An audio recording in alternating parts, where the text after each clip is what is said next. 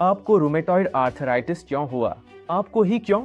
और अभी क्यों? और इससे पहले कि आप कहें कि ये जेनेटिक्स है, आपके पास आज भी वही जीन हैं जो आपके बचपन में थे, लेकिन तब आप इतने बीमार नहीं थे। इस वीडियो में मैं आपको बिल्कुल बताऊंगा कि रूमेटॉइड आर्थराइटिस के कुछ जीन सक्रिय क्यों हो जाते हैं, इसे कैसे रोका जा सकता है और सूजन को जल्दी कैसे पलटा जा सकता है। मैं कुछ वैज्ञानिक शोधों की समीक्षा करूंगा और विस्तार से बताऊंगा कि मेरे कुछ मरीजों ने रूमेटॉइड आर्थराइटिस के मूल कारणों को कैसे पहचाना और अपने लक्षणों को कैसे ठीक किया। नमस्ते सभी को, मैं डॉक्टर चानू दासरी हूँ। मैं अपने क्लाइंट्स को माइंड गट इम्यूनिटी मेथड के जरिए उनकी इम्यून सूजन और पाचन संबंधी समस्याओं को हल करने में मदद करता हूँ। इस क्लिनिकल अप्रोच ने हजारों मरीजों को उनके लक्षणों से राहत दिलाई है, कुछ को तो सिर्फ 6 हफ्तों में ही, वो भी बिना किसी जटिल या महंगे इलाज के। यह सामग्री जिसे आप देखने जा रहे हैं मेरी माइंड गट इम्यूनिटी अकादमी से ली गई है, जहां आप जैसे लोग हमेशा के लिए अपने रूमेटॉइड आर्थराइटिस के लक्षणों को हराना सीखते हैं, भले ही डायग्नोसिस स्पष्ट न हो। मैं इस वीडियो में दिखाऊंगा कि जब आपके पास रूमेटॉइड आर्थराइटिस जैसी सूजन संबंधी बीमारी हो तो उसके मूल कारणों की सही पहचान कैसे करें। मैं बताऊंगा कि कौन सी चीजें खराब जीन को सक्रिय करती हैं, इसे कैसे रोकें और क्या काम करता है। इसके अलावा मैं उपयोगी टिप्स दूंगा कि रूमेटॉइड सूजन के लिए अपनी योजना बनाते समय किन 5 क्षेत्रों पर आपको ध्यान देना चाहिए। लाइक और सब्सक्राइब करना न भूलें और नोटिफिकेशन बेल दबाएं ताकि आप अपडेट रहें। ये वीडियो उन सभी लोगों के लिए जरूर देखने लायक हैं जो रूमेटॉइड आर्थराइटिस के लक्षणों को हमेशा के लिए पलटना चाहते हैं, और यह वाकई में बहुत उपयोगी जानकारी है जो शायद आपको कहीं और नहीं मिलेगी। अब रूमेटॉइड आर्थराइटिस के मूल कारणों की बात करें तो जो सबसे बड़ी गलती मैं लोगों में देखता हूँ वह यह है कि वे बस मान लेते हैं कि खराब जीन ही उनके रूमेटॉइड आर्थराइटिस का कारण है। और आप सोच रहे होंगे, अगर जीन ही समस्या है तो मुझे ये दिक्कतें पहले क्यों नहीं हुई। अब मैं बताना चाहता हूं कि आमतौर पर लोगों के पास ऐसे जीन होते हैं जो इम्यून रिएक्शन ट्रिगर करते हैं। ये immune reaction histamine, auto antibodies, B या टी लिम्फोसाइट्स, विशेष प्रकार की सफेद रक्त कोशिकाएं से आ सकते हैं, और ये सभी मिलकर आपके शरीर की कोशिकाओं पर एक प्रतिक्रिया, एक हमला तेज कर सकते हैं। इम्यून सिस्टम समय के साथ ट्रिगर होता है, जिससे सूजन के जरिए धीरे धीरे नुकसान होता है। और असल में सूजन के कारण यह जानना बहुत मुश्किल हो जाता है कि लक्षण कब शुरू हुए या रूमेटॉइड आर्थराइटिस असल में कब विकसित हुआ। आपको जानकर हैरानी नहीं होनी चाहिए, क्योंकि आपके इम्यून सिस्टम का 70 से 80% आपकी आंतों में होता है। जब आपको रूमेटॉइड आर्थराइटिस जैसी सूजन संबंधी बीमारी होती है तो आपकी आंत में गड़बड़ हो सकती है। आप उन अन्य कारकों पर भी विचार कर सकते हैं जो सूजन को सक्रिय करते हैं। तो इससे पहले कि हम आगे बढ़े, अगर आप रूमेटॉइड आर्थराइटिस के लिए सही समाधान ढूंढने और जल्दी परिणाम पाने के लिए गंभीर हैं, तो एक फ्री ट्रेनिंग के लिए साइन अप करना न भूलें, जिसमें मैं आपको वे खास रणनीतियां बताऊंगा जिनसे मेरे क्लाइंट्स ने 6 हफ्तों के भीतर रूमेटॉइड आर्थराइटिस में स्वास्थ्य पाया है।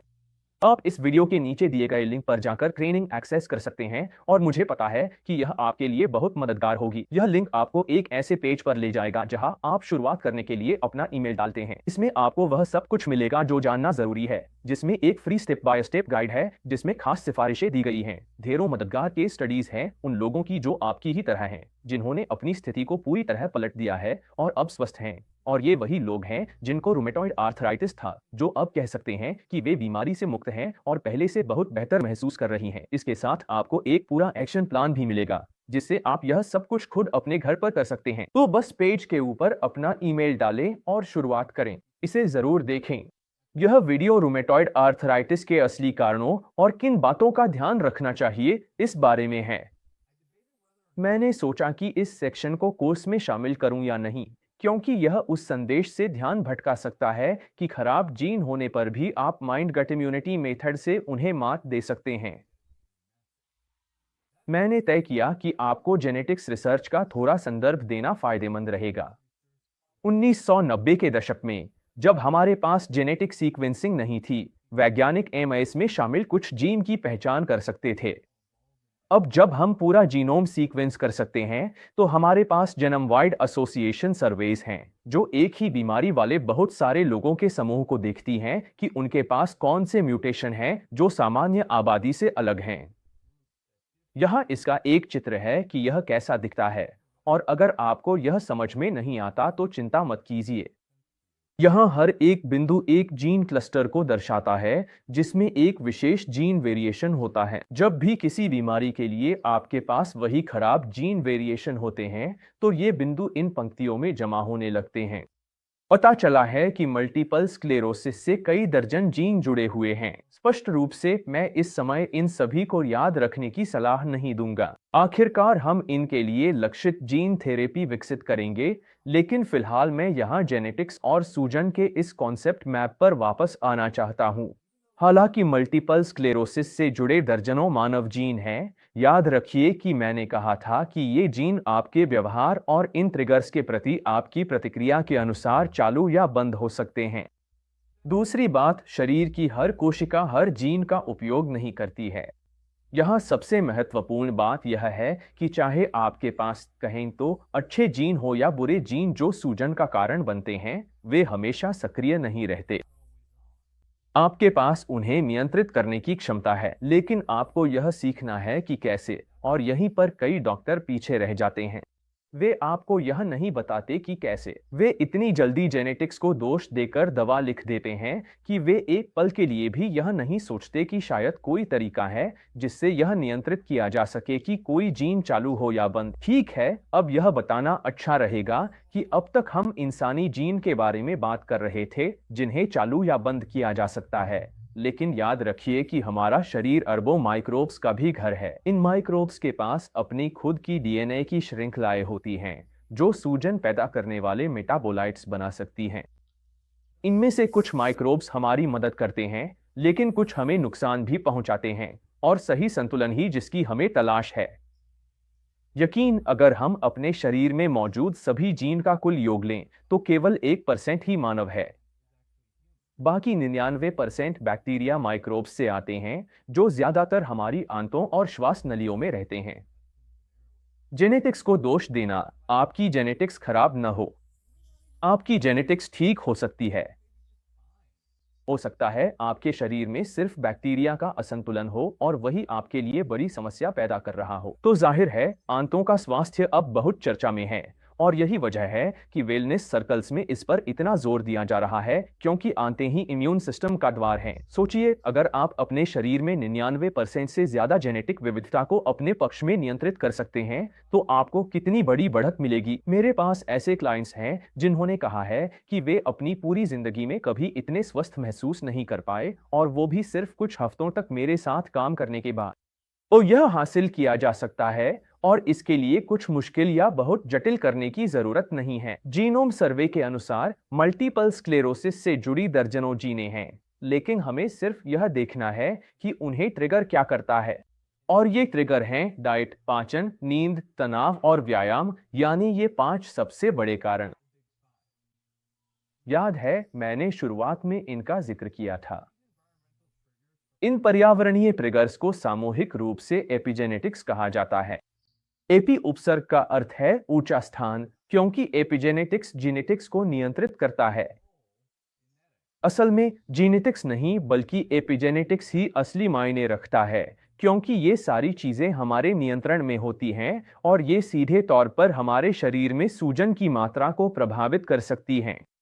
यह कोर्स इन्हीं 5 मुख्य तत्वों का लाभ उठाने और उन्हें अधिकतम करने के लिए डिजाइन किया गया है ताकि शरीर को ठीक किया जा सके। तो अगर आप सोच रहे हैं कि आपको अपना सारा समय, ऊर्जा और ध्यान कहाँ लगाना चाहिए, तो वो इन्हीं 5 चीजों पर होना चाहिए। बस इसे देखिए, अंत में 100 मिलियन न्यूरॉन्स होते हैं और यह शरीर में न्यूरोट्रांसमीटर का सबसे बड़ा उत्पादक है। इसी वजह से इसे दूसरा दिमाग कहा जाता है। यह 1 ट्रिलियन इम्यून कोशिकाओं का घर है, मतलब आपकी इम्यून सिस्टम का अधिकांश हिस्सा आंत में होता है। तो वे कौन से सिद्धांत हैं जिन्हें हम इस अक्ष के तीनों हिस्सों को बेहतर बनाने के लिए अपना सकते हैं?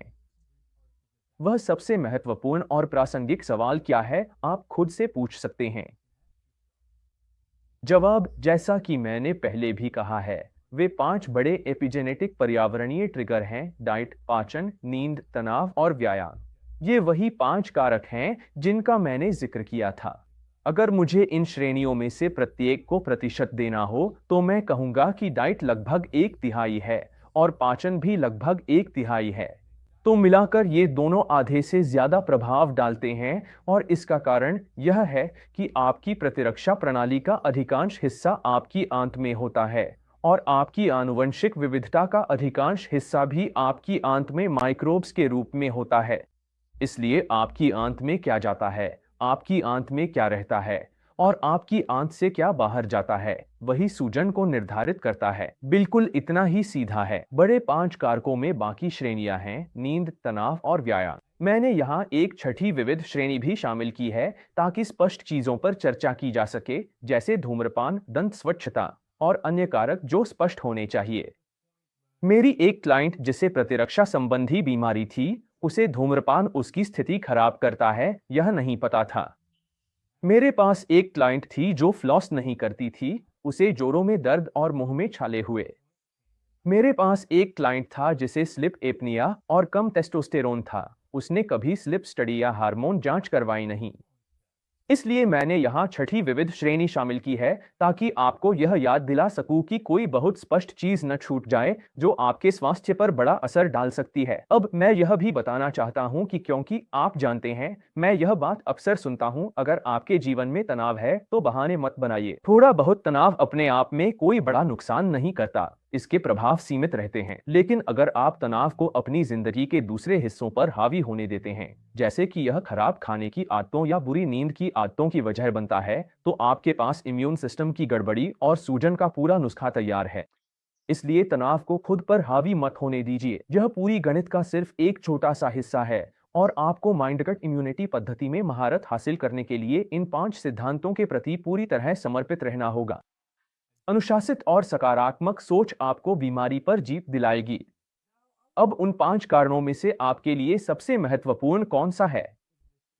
नीचे कमेंट्स में बताएं और अगर यह वीडियो पसंद आया हो तो इसे प्रियजनों के साथ शेयर कर मेरे चैनल को सपोर्ट करें और रूमेटॉइड आर्थराइटिस पर उपयोगी टिप्स के लिए सब्सक्राइब करना न भूलें। यह थे doctor Chanu Dasari mindgut immunity clinic से। अगली बार फिर मिलेंगे।